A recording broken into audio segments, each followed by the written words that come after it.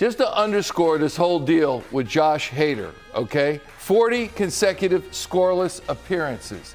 A Major League Baseball record holder with 18 straight saves to begin a season. He was the best of them. But you know what?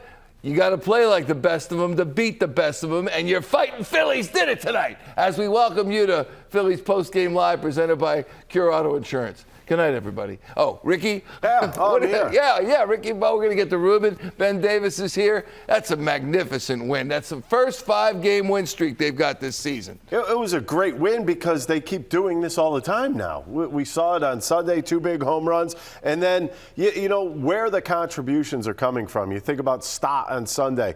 You have Vierling, who just came back up, hits a huge home run. Look at Bohm. I mean, he wasn't doing anything. All of a sudden, he gets a high fastball, drills in crushes it. He was over. That's you know what? That's beauty. That's beauty. That is the beauty of baseball right there. Forget Hader. You know, okay, you exactly. You were having a glorious year. You know what? You got to get knocked down a peg every once in a while. It just so happened to be tonight. Mm-hmm. And then eat it. Corey Knebel made us sweat it out. But what else? Yeah, 32 pitches. But getting back to that rally there in the 9th inning, you have 7, 8, and 9 coming up against Josh Hader, and the numbers you just threw out there, Michael, are remarkable. And it's the greatest thing about baseball. You just don't know. The ultimate box of chocolates, whatever cliche you want to throw out there, everything came to fruition tonight. Okay, and Forrest. listen, it's just one of those days that you're thinking, man, it can't end like this, because Ranger threw the ball so well, and the Phillies had this 4-game winning streak. Everything was vibing, right? It felt so good.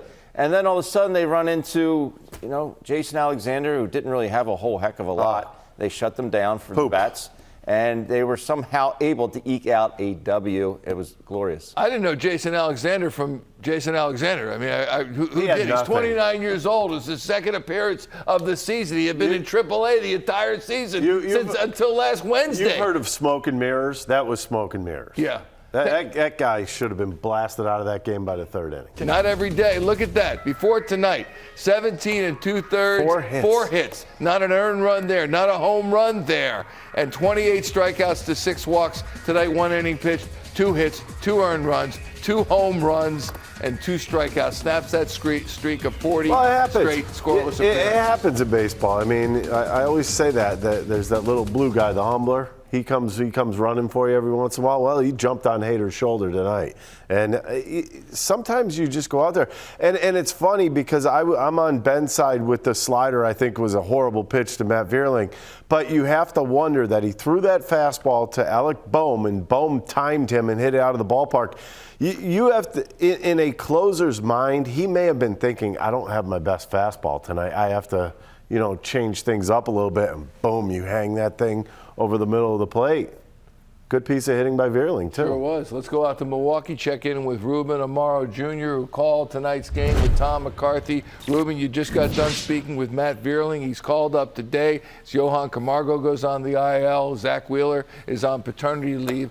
And you asked him about being sent down, getting the stuff right, and coming back up. He's given an opportunity. I wonder how much that had to do with it, in your view.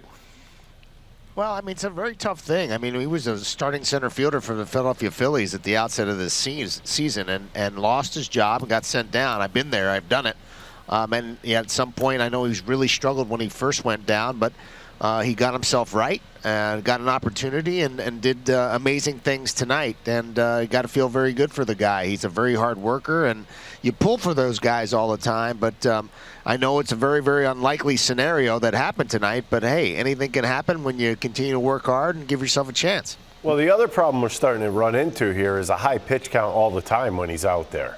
Well, I mean, 32 pitches. Yeah, where does Robbie end up standing in that type of situation? He throws 32 pitches today. Is he even going to be available tomorrow? You're closer. You need availability. Well, I think he's one of those guys you're going to look him in the eye tomorrow and say, hey, are you good to go? And see if he is. You're right. He did have a day off yesterday. Throwing 32 pitches, yeah, he was taxed a little bit. And you obviously want to be a lot more efficient and be able to throw more consistent strikes. Obviously, with the two walks, the biggest problem I think has been his overall command, and he's been walking a lot of guys first time, the first hitter out the last few times. So I think it's something he's got to tighten up. As I said, I mean, he's got to be able to be at least a 2-pitch pitcher. I don't know whether it's mechanical or whether he's just in a little bit of a mini slump or what have you. We all get there. We've all been there. Hopefully he can work through it, and the fact that he got through it today, I mean, that's a big plus. Ruben, thank you. We'll talk to you tomorrow, and hopefully the Phillies will make it 6 straight wins in a row. I hear you. All right, Thanks, my Rob. friend. Thanks so much. Thanks, Ruben guys. joining us from Milwaukee. Here is Rob Thomson now, as the Phillies are 4-0 since he has taken over, 5-0 overall. Here he is post-game. That doesn't happen all the time off Josh Hader. No, I mean, I don't know, what is it, 40 innings? Something like that? 40 appearances. 40 appearances. Yeah. July 2021. Yeah, I mean, it happens. It happens to the best of them sometimes. And, Bohmer and Vierling obviously had good swings off him. So, it was good. It's a big win. They battled. We gave up some chances early. Well, we had some chances early. We didn't push any guys across. And, it's tough when you've got a bullpen like that to get later in the game, and you had opportunities early, but they kept battling, and 2 big swings in the night. I know there's a long way to go, and this is only going a few feet here in a marathon, but do you have to pinch yourself a little bit with the way this has all started for you? Yeah, I mean, they've played great, and it's been exciting, and they've we ran hard down the line tonight twice and put pressure on them, created 90 feet. So they're doing what they need to do, and we know we believe this is a good club, and the pieces are here to win games, and we just didn't play consistent early, and maybe we're getting on a roll here. What was that dugout like after the 2 bombs? Oh, it was incredible. Everybody knows what Hader's doing, He's one of the best in the game right now, so to do that off of him is pretty special. How good do you feel for Bohm, who Oh, on Saturday, lowest of the lows, he said he was in the pit. yeah. And he has 3 hits, walk on Sunday, and then to do what he did there. Yeah, it's really, really good. But he's a good hitter, and even good hitters go through spells where they're just not either not swinging the bat well, or when they hit it hard, or they just miss a pitch, they hit it hard and it's right at somebody. So. And then what about Vierling? I mean, he came into the season as maybe not an everyday player in center field, but maybe a platoon guy, gets sent down. Yeah. And then you send him up to hit against Josh Hader. Yeah. Well. Right, this first time back. Yeah, it's a tough spot to put him in, but it was the right left thing, and he's really been swinging the bat well in AAA. So whether it's left, right, doesn't matter. He's been swinging the bat well. So. There was the opportunity in the 6th where Mickey came up against the lefty. Did you think about Vierling there? Did you think he'd want him for later? If it wasn't 2 out, then we may have popped him. Like we had a runner in scoring position, something like that. But at that point, I'm thinking, okay, next time around maybe it's a bigger situation, more runners on base. It's going to be a lefty. So if you've got Milner in the 6th, it's probably going to be Hader the next time that spot comes around. So. Is Knebel overthrowing? Is it mechanical or what? Yeah, I don't know. Hate to see the walks, that's for sure. But he's been through the ringer before, so he's battle tested. This was the ringer. Yeah, he's battle tested, and he fought through it. So he threw a lot of pitches. We'll have to check on him more, but I'm sure he'll be fine. Did Ranger find something tonight? Yeah, he was really good. I mean, that was really impressive. His tempo was a little bit quicker. His throwing strikes, command of the ball, changeup was good, slider was good. That might have been his best, if not one of his best outings all year. And the last couple of times he's really had high pitch counts in short periods of time. So it was good to see him, get extended, get through 7 innings and still under 100 pitches. Rob Thomson, 4th game as interim manager of the Philadelphia Phillies. And before we get back to the game, when you see Rob Thomson and how comfortable he appears to be in these post-game news conferences and how comfortable his team seems to now be, it's amazing to me that he hasn't had a shot at a managerial position in the major leagues before now.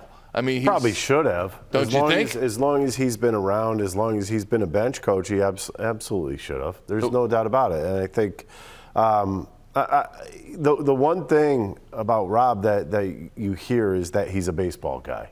And that to me says a lot, to have a baseball guy in there right now. And I think he could simplify a game for a lot of these guys. And thereby, whenever I'm talking to folks from different ball clubs and they say, how's this guy? Inevitably, it'll say, how's Topper doing? And that is the nickname for Rob Thomson. How's Topper doing?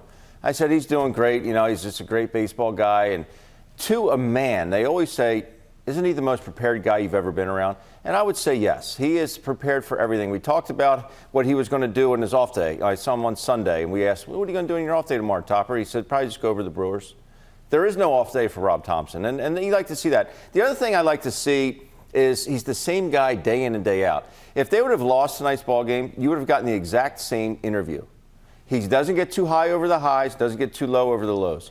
And the last two games have been really, really high. That game on Sunday with the Bryce Harper grand slam and 3-run homer by Bryson Stott, and to pull this one out against Josh Hader, it looks, you'll never know what you're going to get out of this guy because he is the same guy every day. And that's what I can appreciate. He understands the ebbs and flows of the game. Exactly. I can appreciate that because he's been there and he knows that it doesn't pay off to get that high after a big win or that low after a grueling loss. And that speaks volumes of him. Yeah. Well, speaking of that, quickly, give us what it's like, the mind of a closer, because on the one hand you have Corey Knebel trying to make it work, which he hangs on and he does tonight. On the other hand, you got Josh Hader, who has been a literal stud for the past almost a season, has not blown a save until tonight. 40 scoreless appearances and starting this season with 18 straight, a major league record. What is the mindset? When you're on like a streak like Hader is or was,